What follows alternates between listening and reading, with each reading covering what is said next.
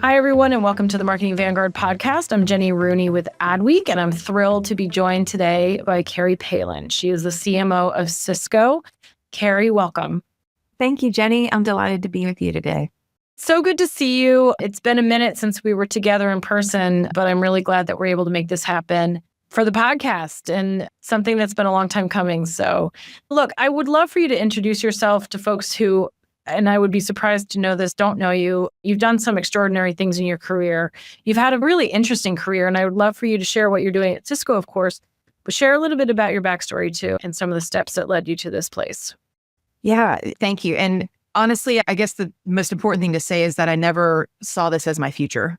If you were to ask my 18-year-old self or my 22-year-old self graduated from college what I was going to do, I thought, I'm getting into sports marketing or possibly ad PR. And the last thing I thought I'd do is get into tech, number one, which I've had 30 years of a tech career. But number two, I never even took a marketing class. Like, I wasn't supposed to be in marketing. And here I am. So I think the broad macro theme is get uncomfortable early and often and do the hard things that you don't think you can do. And I think that's been the backdrop of my career. I was hired into Dell out of college and in a PR role, which I had experience in. 3 months into that job, they reorged and said, hey, you're going to be an assistant brand manager in marketing for this product line, go. And I panicked because this was pre-Google, pre-internet really, and pre-chat GPT or anything else where you could go learn about something.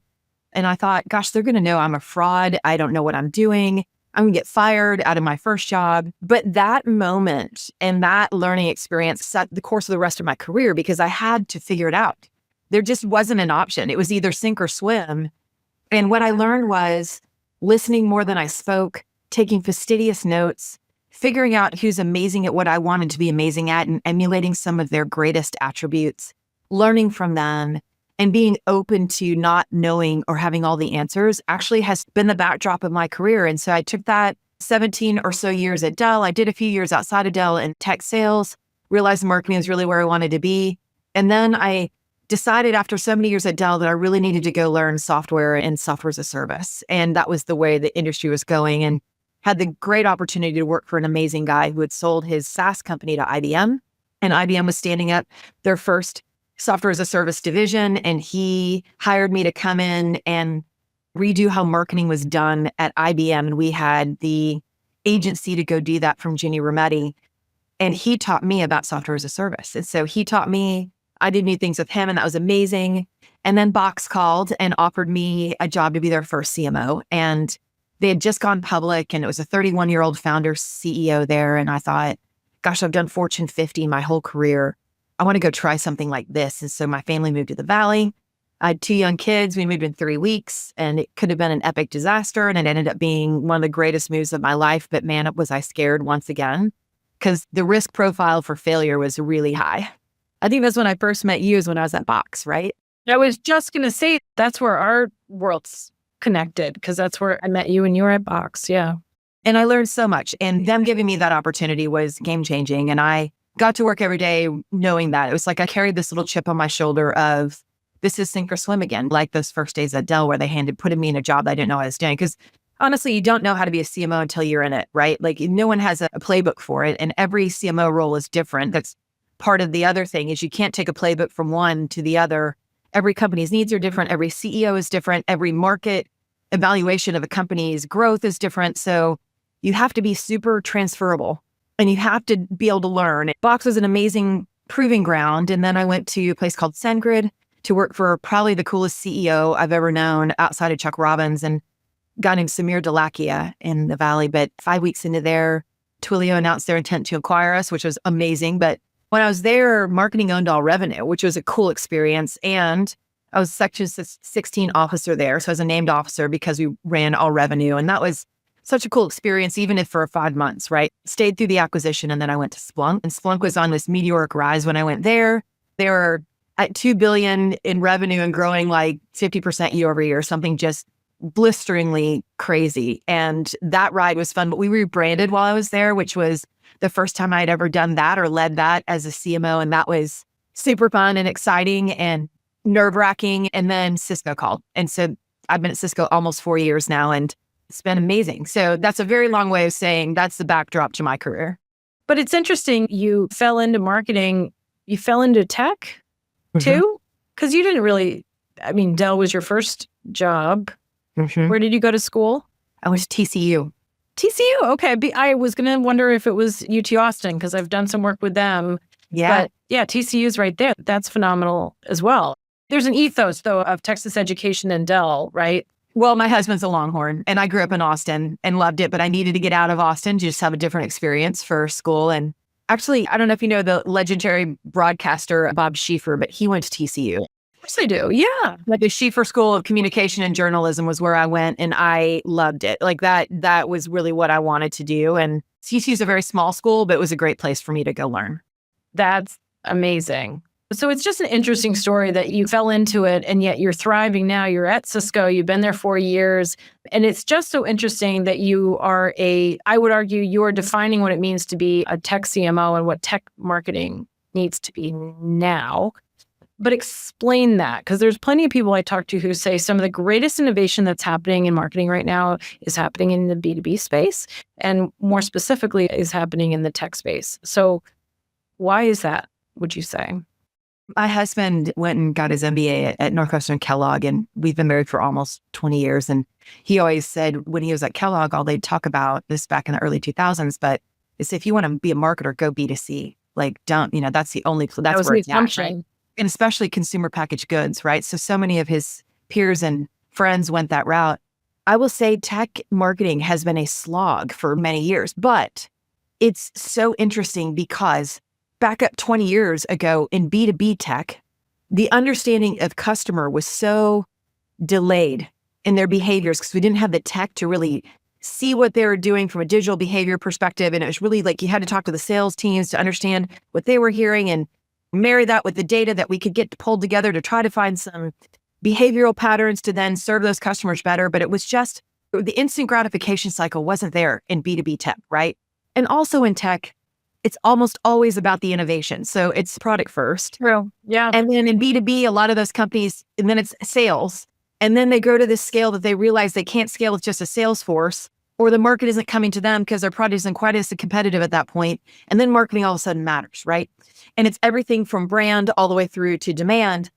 But these days, because the world is so intensely digital, and because B2C companies have made that consumer relationship so instantaneous and gratifying, we have had to catch up in B2B. And yet now we are producing a lot of the tech in B2B that is enabling all of this AI revolution, for instance. And so we have this we're almost like leapfrogging in the way that we understand our customers maybe even better than B2C, I dare say it in some cases. And now how do we apply that to create an even more immersive and wonderful customer experience and help our salespeople, our customer success organizations, all of the humans that actually touch a customer's experience? How do we elevate that so that this entire life cycle with a customer, which can last for years and decades, very different than consumer branding, which is like instantaneous and then you're gone. It's different. It's a long-term relationship that marketing has the most insight to these days in most B2B companies. And so that means that we should be business leaders at these companies inside of our executive leadership teams and not just the people who own the brand. It's very different. And our seat at the table is changing dramatically as a consequence.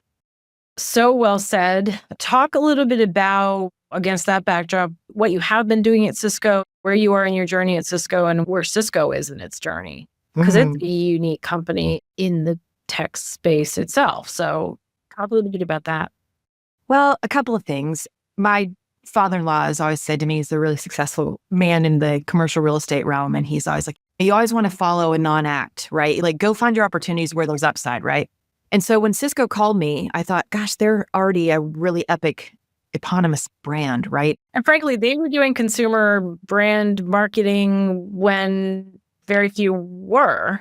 That's right. Way back maybe 10 years. So. And a highly valued brand, right? Like Interbrands always had them way high up in the rankings. And I thought, where can I go from there, right? Is there really opportunity to, because I am not happy. I'm not at my best as a CMO unless I know I can make material headway as a contributor to the business.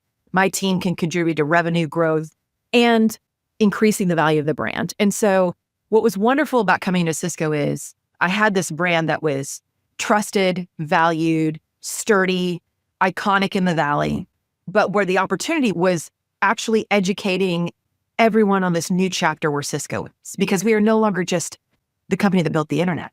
We have been connecting the world and connecting humans forever, right? We were the first company that did that, but we have been protecting that connection as well. In the background, we've been doing all this cybersecurity work for decades, and we weren't talking about it, right? So this whole concept of connect and protect was the first foray when I got here. And then we've been using that because now we acquired Splunk, which is first in category with cyber and with observability, which is the ability to see anywhere in your hardware, software, out in the ether to understand how to find that needle in the haystack. Like, for instance, when cyber events happen, if your organization is hacked, Splunk is utilized a lot to figure out where those disruptions are, how to get back on your feet. Because in today's world, cyber attacks are just going to happen. We all know that. There's no way to completely thwart them. But how you find out how to recover being digitally resilient, that is who Cisco is today, because we own the network. We own so much of the cyber. We own so much of the observability and the ability for you to see where the problem's at in order to fix and diagnose and get back on the mend.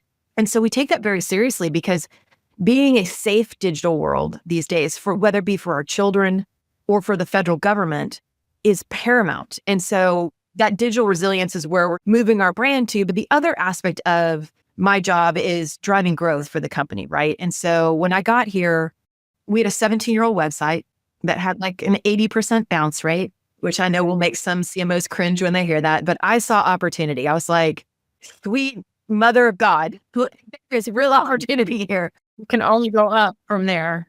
Totally. I was hearing my father-in-law's voice in my head. The website was a non-act, right? Nobody had invested in it. And so I made that part of my accepting the job. I said to the woman I came in to work for, who was head of go-to-market, I said, listen, I'm a digital marketer. I'm a revenue marketer. That's my lane. That's the one that I'm passionate about. And if we can't replatform this website, we're hemorrhaging cash, putting money in market that is literally falling to the wayside the moment people get to our website. And it's silly.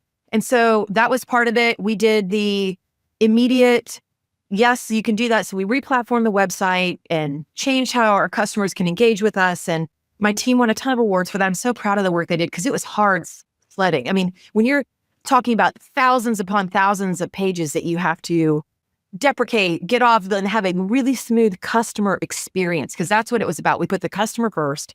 So we started there. We also have been modernizing the brand. We've been doing a lot with the brand, especially in the security space. We started there, but we put out some ads a few years ago. One was actually up for a Lion Award at Cannes. I mean, when's the last time Cisco had an ad put up for, like, you know what I mean? It was nominated for that. And I was so proud. But I'll tell you something. When we brought that ad to our CEO, who's an amazing human being, I adore Chuck Robbins. He's a wonderful guy, but he's roughly my cohort age-wise and grew up in Georgia, and he's a CEO in Silicon Valley. But he said, listen, go modernize the brand. He said, yes. But then they actually marinate on what that creative looks like. It can be jarring, right? And so we showed him the finished product of that ad that was up for a Lion Award before it was up for a Lion Award. And he was so sweet. He had his two head of executive comms there. They are both, one's a millennial, one's Gen Z. And he said, Carrie, I really like it. I don't know if I'm your target audience. And he looked at both of the incredibly cool, chic, stylish ladies to either side of him, just boss ladies. And he said, what do you guys think? And they both said, we love it. And he said, that's all I need to know. And he looked at me and was like, I trust you, go with it. We played it during the college football playoffs that year. And our audience was C-suite, right? We really wanted the C-suite to start associating Cisco with security, but digital resilience, right? And you don't even hear the words or see the name Cisco to the very end of the ad. You just see this amazingly athletic, live, beautiful Black woman that is dressed in these cool kind of Gen Z clothes. Her whole organization it's called Secure Freeze, but basically they've been hacked and everything just stops, like the record scratches. And she's like sort of dancing through this video, this ad, and like with this knowing look on her face that I've got this. And at the very end, she like hits this button on a screen that's the Cisco interface, and everything goes back. The business starts cranking again. And yeah, it simplifies what that is. But the whole point was everybody's out there trying to put the fear of God into you around security. What we're trying to say is, hey, when Cisco's got your back, security events are going to happen, but we're going to help you get back up and running. And the whole vibe of it was so cool that Someone from Apple called our chief product officer and said, was that filmed in one of our stores without our permission?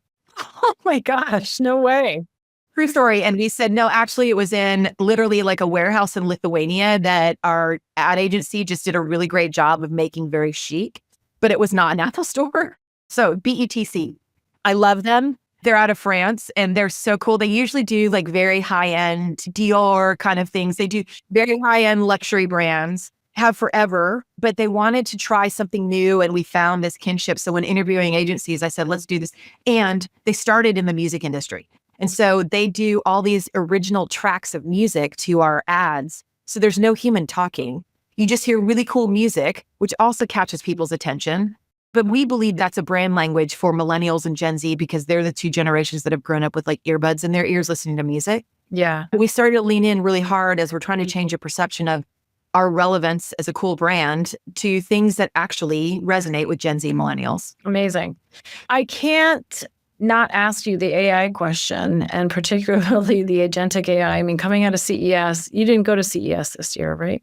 No. I was not there, no. By design, I would imagine. I mean, that's Consumer Electronics Show, so it's transformed so dramatically over the years, but obviously marketers still go there just to hear what the latest and greatest is, but obviously agentic AI was just on the tip of everybody's tongue. So talk a little bit about this. What do we need to know? What should we ignore?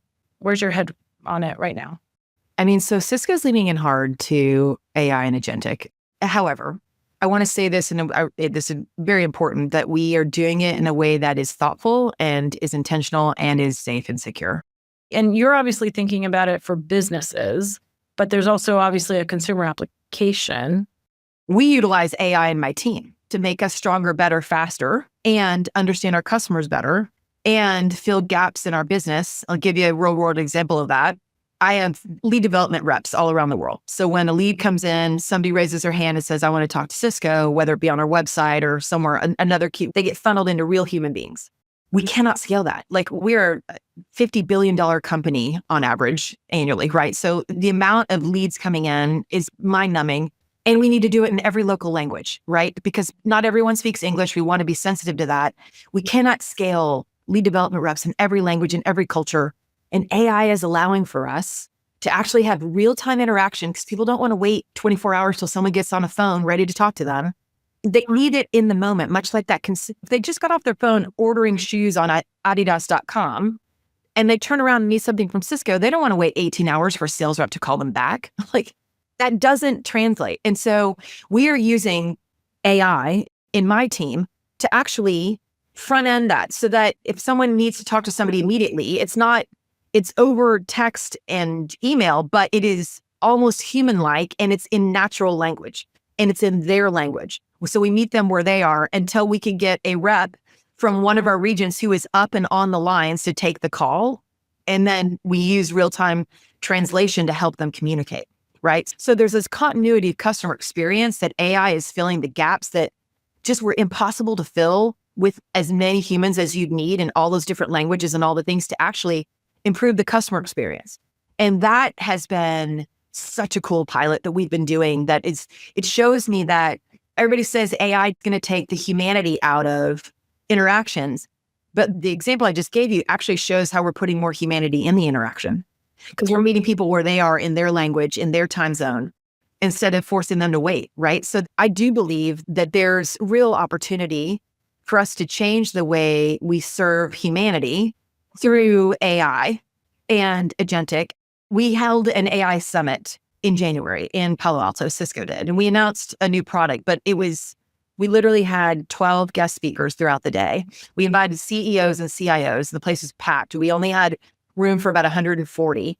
And then all day long, we were getting pinged by people. Our CEOs getting pinged. Why did you invite me to this thing as the press cycles were rolling? But we had the CEO of Scale AI. We had the COO of OpenAI. We had Ariana Huffington talking about AI in healthcare and how she's trying to transform that.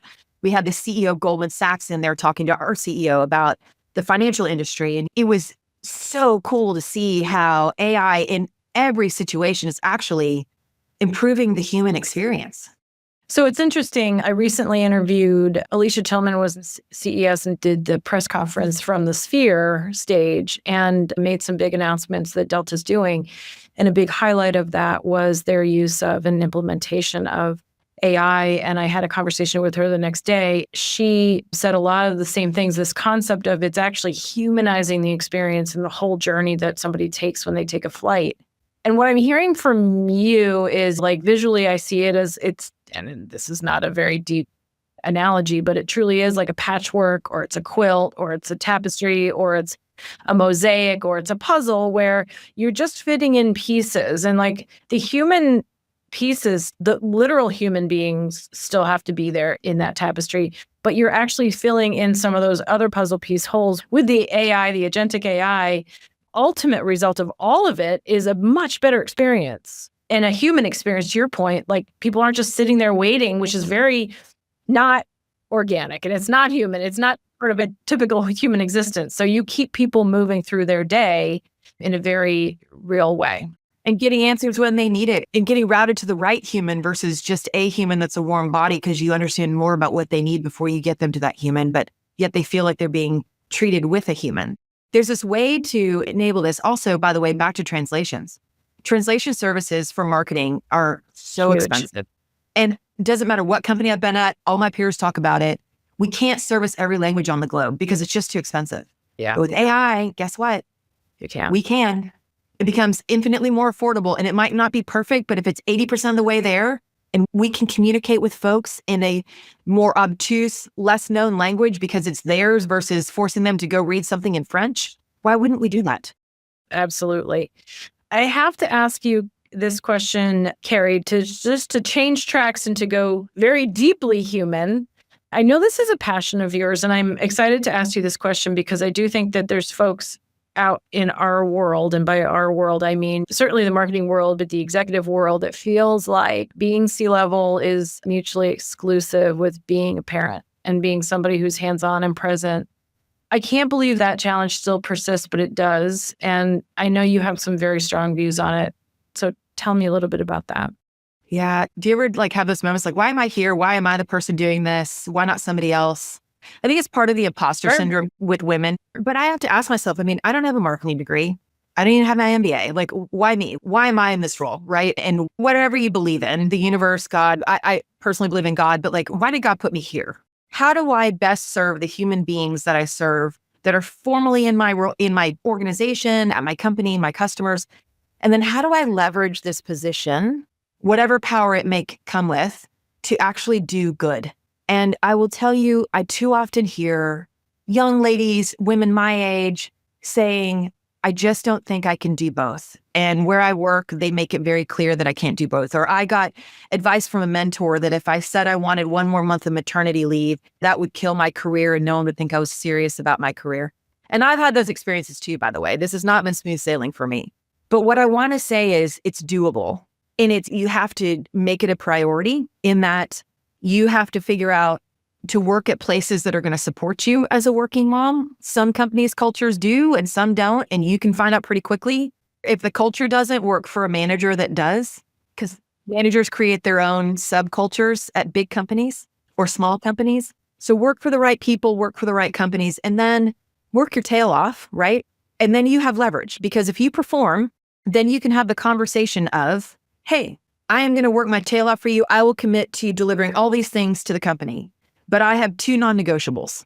One is for very important things for my kids, I need to be present. Not for everything, but if they're graduating from something or they're performing in a massive thing that was all semester long, or they have their tournament game, unless something's on fire, literally, I'm going to be in Austin, Texas, or in California, or in Minneapolis, or whatever.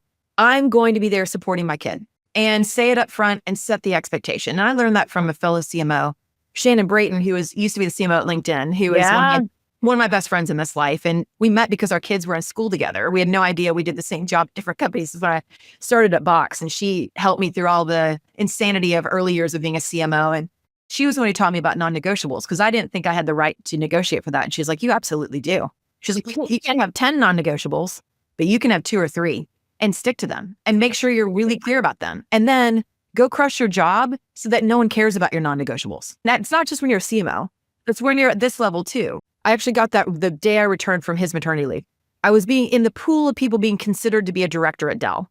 And I remember going to my leader and I said, hey, I've heard that women have made the business case before that they get an extra month of maternity leave. This is many years ago when 3 was the standard. And I said, it's taken forever to get pregnant with this kid and I may not have another. And I really want an extra month of unpaid maternity leave. So I wanted 4 months in totality, which is crazy to think that people think that's so criminal, right? But my boss, who's amazing and my best mentor ever, but also a realist, looked at me and said, hey, I will 100% support you, but I do need you to know that I've had your name in the hat for a director role. And a lot of people at this company I've heard behind closed doors, have at times said, oh, not serious about their career because she wants to be home with her kids.